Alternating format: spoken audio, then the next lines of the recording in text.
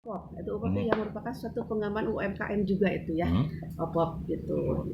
Salah satu yang yang merupakan binaan dari Dinas UMKM Indak melalui OPOP, tapi oleh para santri gitu kan itu ya, yang saya tahu seperti itu. Iya, sih ya. Kalau boleh saya tahu, OPOP itu apa, Bu? OPOP apa ya, lupa lagi lah, nanti saya lagi ya koordinasi dengan bidangnya. Di lapangan itu seperti apa gitu? Itu ada kegiatan pembinaan UMKM gitu kan. Pembinaan UMKM. Iya.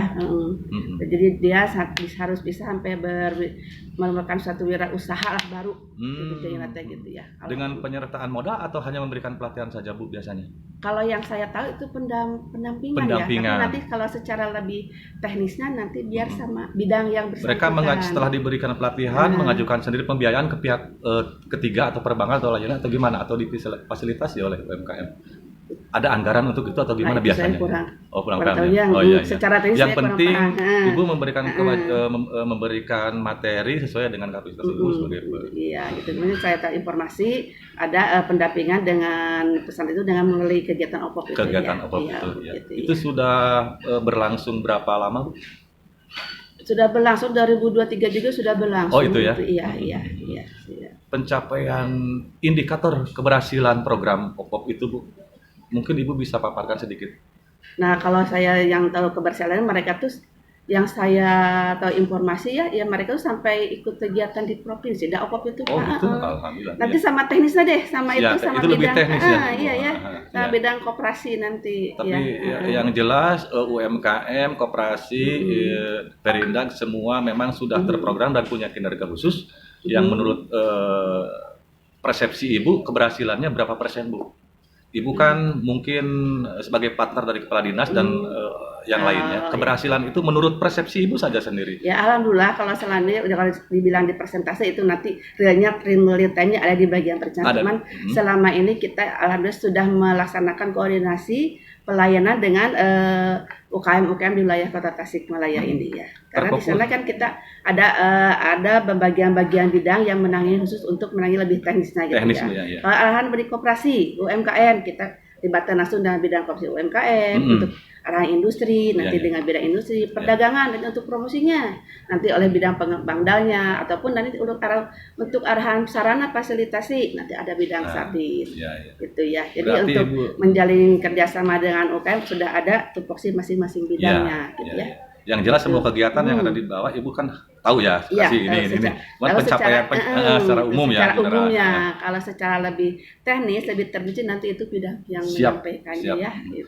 Ibu ada yang sedikit tahu nggak langkah apa saja yang sudah dilakukan UMKM atau koperasi atau Indak untuk fokus pesantren misalnya yang baru-baru ini atau yang baru lalu gitu, Bu? Ada kegiatan apa atau pelatihan atau apa masih untuk pesantren di Kota Tasikmalaya? Harus sama teknis, saya belum laporan misalnya, Bu, ini ada kegiatan dari koperasi kan Ibu sebagai kasubag umum tahu kan, ini ada, si Bapak emang ada lagi kalau misalnya pesantren, gitu, ada nggak fokus kegiatan pesantren kemarin yang Ibu dengar selama ini?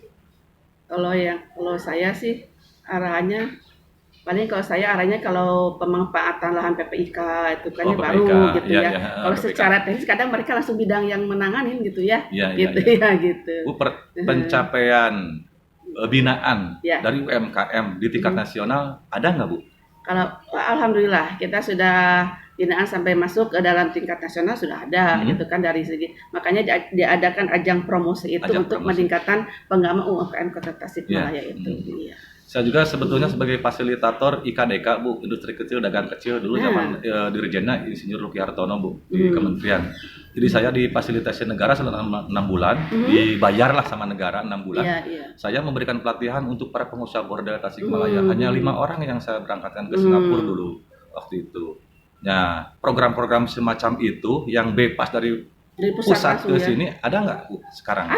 Ada dari kementerian, dari Kementerian Perindustrian, Kementerian Koperasi ada, kita kolaborasi ada, dengan provinsi lalu juga ada gitu. Iya. Terus keterlibatan sebagai dinas Kota Tasikmalaya apa hanya koordinasi atau beritahuan saja secara tertulis atau gimana? Kita kerjasama. Anggaran dari sana kita menyiapkan peserta juga, narasumber ada dari sini juga, ya tempat kita fasilitasi juga ada. Ya. Iya. Ibu, refleksi kebagian umum untuk sudah 2004 sudah saya terima, dan itu sedikit gambaran umum. Kayaknya juga sudah mulai mengkerucut ya, gitu, karena sudah ada hasil kinerja.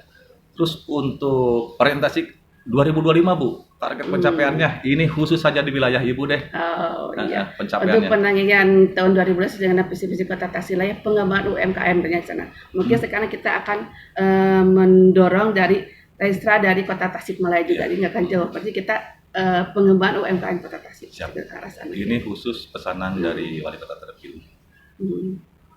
Harapan Ibu deh untuk wali kota yang terpilih saat ini. Untuk harapan sekarang, siapapun wali kotanya sekarang sudah terpilih, jelas ya Pak. Kita harus mendukung penuh program dari pemerintah Kota Tasikmalaya. Semoga Kota Tasik semakin lebih maju, lebih sejahtera. Kan ya, itu pasti ada masukan dong dari Ibu. Ya, masukannya berarti ada kolaborasi antara masyarakat dengan pemerintah, juga dengan ini ya, dengan jurnalis semua kan, untuk memajukan Kota Tasik itu harus seperti apa ya kan. Di satu sisi kita pemerintah pengawasan pembinaan, dari sisi lain masyarakat memahami program pemerintah, jurnalis juga menggambarkan promosinya juga kan harus. Di sana. Layakkah? Ini adalah sensitif pribadi ini, karena ranah anggaran. Layakkah Dinas UMKM, Koperasi dan Perdagangan mengajukan anggaran baru, kalau memang ini menurut Ibu dirasa cukup atau tidak? Nah, kalau untuk pengajuan anggaran baru itu kita kembali ke dalam sistem ya, sistem. Jadi kita kalau ingin mengembangkan suatu objek, berarti kan itu kita pasti diperhitungkan dulu ya. Jadi koordinasi dengan lain sektor di sini. Nanti kan ada yang lebih ahlinya perencana. Jadi kita tidak lepas dari penyampaian kepada pimpinan ya. Ya, itu. terima kasih banyak Ibu. Waktunya sudah selesai. Hatur nuhun pisan. Jadi aku semoga Ibu sehat terus. Amin. Ke depan UMKM, koperasi dan Indah Giti lebih produktif dan lebih bermanfaat untuk masyarakat. Iya, terima kasih. Sama-sama Pak Ari.